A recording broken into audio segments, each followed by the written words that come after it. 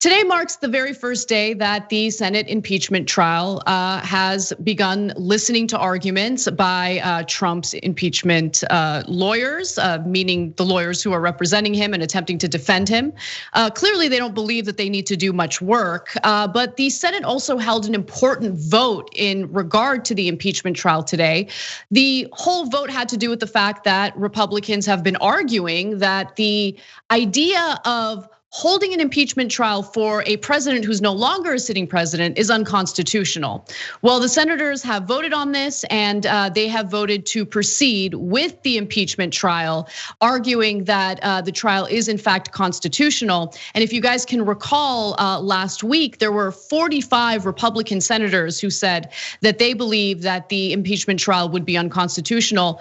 One of those 45 senators, Republican senators, has reneged. He has changed his mind after hearing the arguments made by Jamie Raskin, who's one of the impeachment lawyers. He made a fantastic case, which we'll get to in a little bit.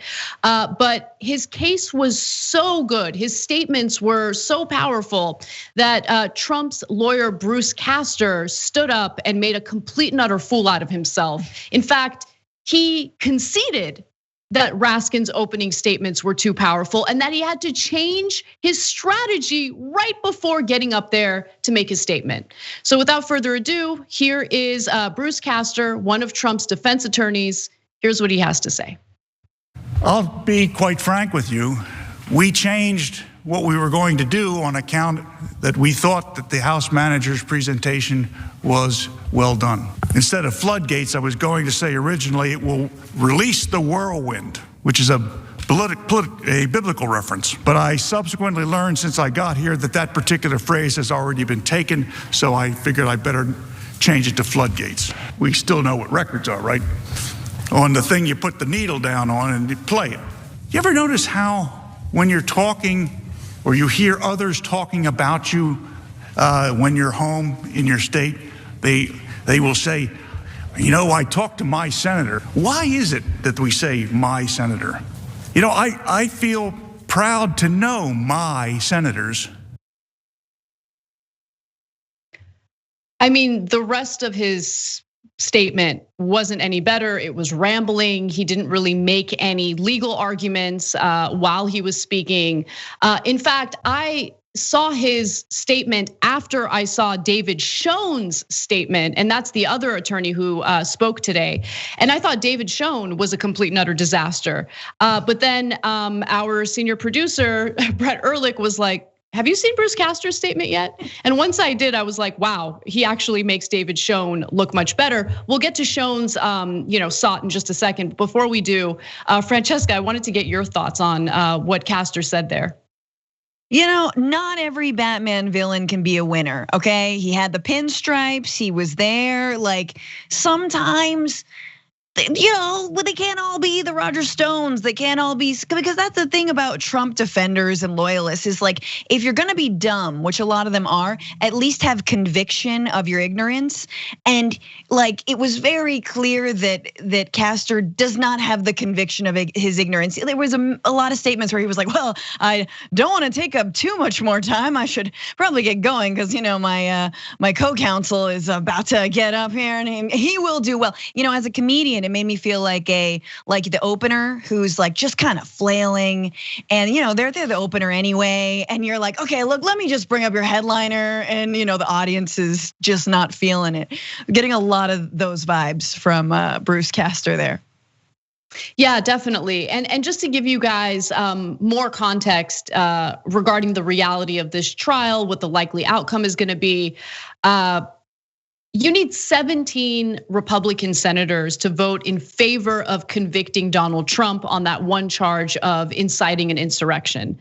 45 Republicans last week came out and said that they find the trial unconstitutional because Trump is no longer a sitting president. But today, after hearing the opening statements from Representative Raskin, Bill Cassidy ended up changing his mind regarding the constitutionality of this impeachment trial, and he decided to vote along with Democrats. He wasn't the only Republican. The Republicans who voted for the trial's constitutionality were Senators Susan Collins of Maine, Bill Cassidy of Louisiana, Lisa Murkowski of Alaska, Alaska, Mitt Romney of Utah, Ben Sasse of Nebraska, and Pat Toomey of Pennsylvania. So I'm very curious to see what type of treatment they're gonna get from their fellow Republican lawmakers. And I guess more importantly, from Trump's incredibly loyal base. But for now, they see the election, they see this impeachment trial as constitutional and they're gonna go forward. Now, if you think that Bruce Castor's statement was bad, not very good, get a load of David Schoen, who was weirdly emotional and angry. He was angry and then later started crying during his statement. We'll give you a snippet of what he had to say on the Senate floor today. Let's take a quick look. They want to put you through a 16-hour presentation over 2 days, focusing on this as if it were some sort of blood sport. And to what end? For healing? For unity? For accountability?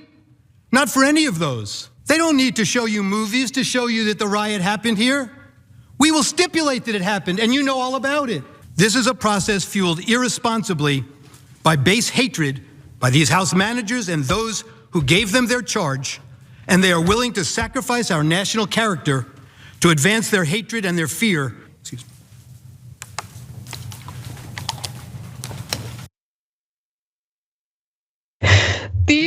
The water moment was special, but you can see Schoen carrying out exactly the type of behavior that Donald Trump would approve of. Very curious to see how Trump responds to Bruce Castor. But Francesca, any thoughts on Schoen's performance there? Once again, I think just marks for the conviction. He clearly believes his own BS, which is, the least you can expect for a Trump loyalist who may or may not get paid. Like kudos to him. The water moment was super funny. Then I learned that that's something that Orthodox Jews do. Obviously, he usually wears a kippah on his head, and so I think it has something to do with that. So I don't want to be disrespectful, but also let's remember this is a lawyer who's defended the KKK before. This is a lawyer who tried to sue Jimmy Carter, former President Jimmy Carter, over his book about Palestinian human rights. He is vehemently Zionist, vehemently pro-Israel at the expense of Palestinians. I think a lot of Jewish Americans and Jews around the world would have a big issue with the kinds of people that he's represented and their hatred, including the former president Donald Trump. But yeah, it was just the same kind of grift in anger form.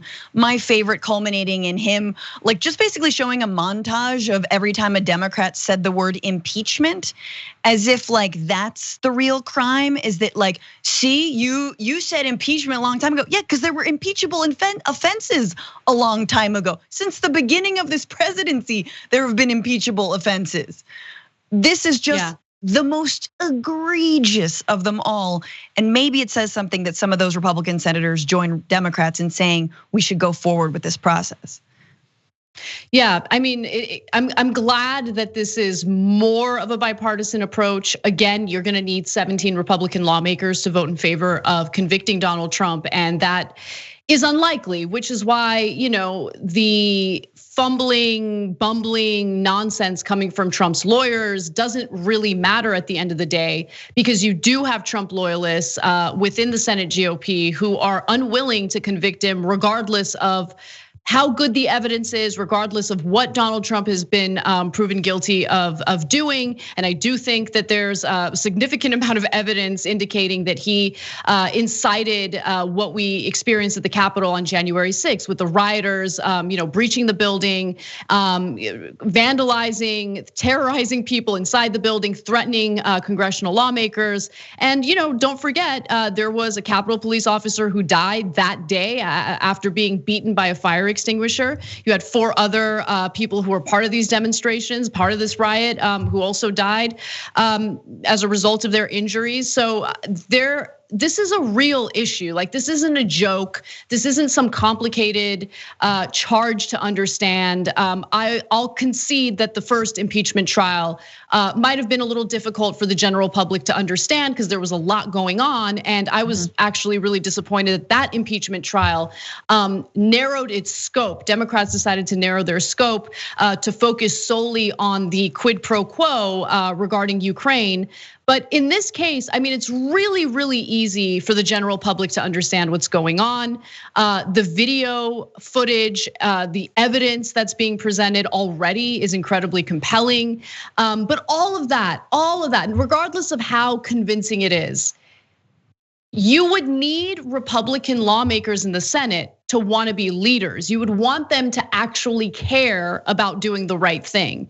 And we have a mixture of Republican lawmakers who are either terrified of Trump's base or just completely self-interested and have decided that the fate of the Republican Party rests in the hands of Trump's supporters who still overwhelmingly support him and the actions he engaged in. So they're looking out for their own political careers by avoiding any type of provocation or a provocation against them, I guess, for lack of a better phrase. Yeah. So it's depressing. It's so depressing to see it. They're afraid. They are also afraid. I said this on the damage report the other day, but it's like, look, it's just a matter of time as a Trump loyalist in the GOP where it's, instead of hang Mike Pence, it's hang insert your name.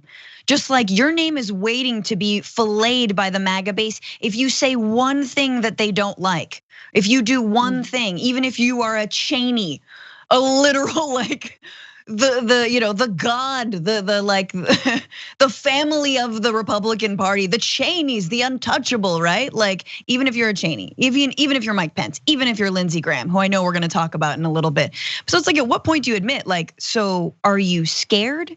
Because I'm hearing you're actually scared, which you should be, because we were all scared for our lives that day in the Capitol building. Thanks for watching the Young Turks, really appreciate it. Another way to show support is through YouTube memberships. You'll get to interact with us more. There's live chat emojis, badges. You've got emojis of me, Anna, John, JR. So those are super fun. But you also get playback of our exclusive member-only shows and specials right after they air. So all of that, all you gotta do is click that join button right underneath the video. Thank you.